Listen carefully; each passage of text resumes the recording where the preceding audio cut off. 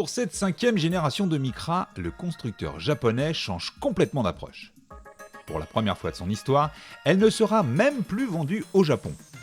Conçue en Europe, elle ne s'intéresse plus qu'à notre marché qui représente de toute façon le plus gros des ventes mondiales chez les citadines. Fini aussi le style transparent de la précédente mouture, la nouvelle Micra s'affranchit totalement de sa lignée et affiche désormais le dessin le plus agressif de la catégorie. On vous laissera juger de la réussite de ce dessin face à ses concurrentes, mais il nous paraît nettement plus crédible que la triste timidité du précédent modèle. L'intérieur profite lui d'une planche de bord au style plutôt dynamique là aussi, même si nous n'avons pu observer que les modèles Tecna à la finition haut de gamme. Niveau coffre et espace aux places arrière, la nouvelle Micra se place dans la bonne moyenne de la catégorie, sans pour autant battre des records. Passage obligé sur notre marché actuel, l'auto embarque CarPlay et Android Auto en série dès le 3e niveau de finition et le système de freinage d'urgence dès l'entrée de gamme. La japonaise se replace aussi parmi les modèles les plus généreux en options d'aide à la conduite. Sous cette carrosserie très différente, la Micra de 5e génération cache des motorisations identiques à celles de la Renault Clio, dont elle ne partage pas officiellement la plateforme. Elle préfère en effet une version améliorée de la plateforme de la Nissan Note et de l'ancienne Micra.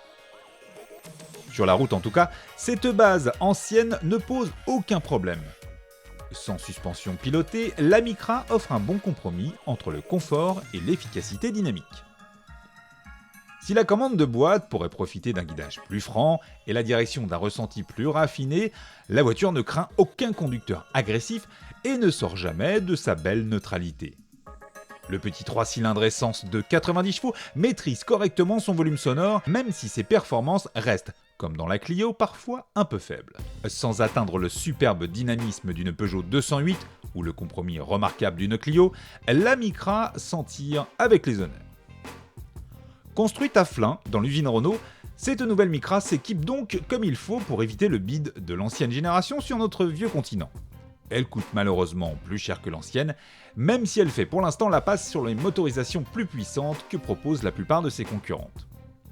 Comptez sur un premier prix symbolique de 13 590 € pour la version essence 73 chevaux et 16 690 € pour le 3 cylindres turbo de 90 chevaux dans une finition correctement équipée.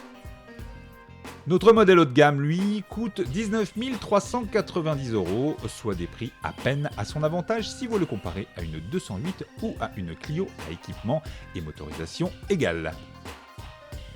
Sans aucune révolution technologique, voilà donc la Micra replacée parmi les citadines qui jouent sur la séduction plutôt que les prix canons.